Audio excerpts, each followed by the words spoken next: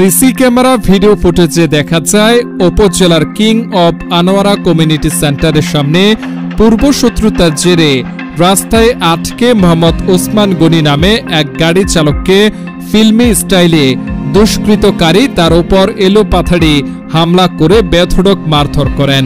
পরে গাড়িতে ডিজেল ঢুকাতে মালিককৃত দেওয়া নগদ ৪৫,০০০ টাকা ও ২৭,০০০ টাকা মূল্যের একটি মোবাইল ফোন ছিনিয়ে নেন হামলাকারীরা।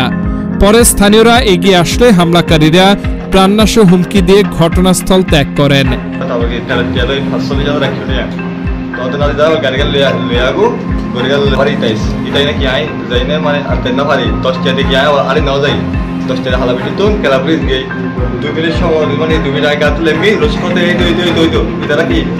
বেকুনে হুসেন তারা বেকুনে কি আজ বেকুনে কি আর বেশি নাকি বেশি মারার পরে আর কি মানে তারা বেকুন বসে করে আলা ব্রাজিল তারপর আর বেকুলে ওই তাহলাম কি আর ৫০,০০০ একটুটা লেগে আর লেন মিল উঠতেন মানে ৭০০০ টাকা কিনতে বেই বলে হলো বলি।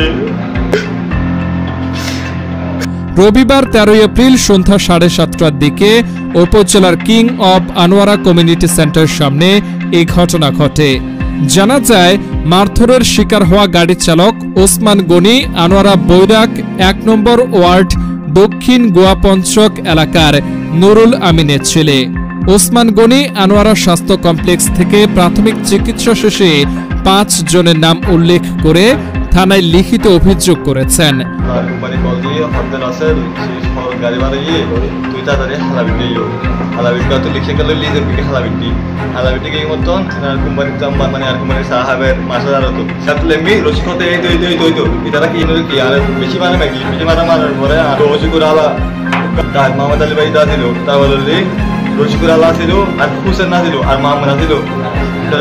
আনোয়ারা থানার ভারপ্রাপ্ত কর্মকর্তা ওসি মোহাম্মদ মনির হোসেন বলেন, ওসমান গনি নামের এক গাড়ি চালক মারধরের একটি অভিযোগ করেছেন।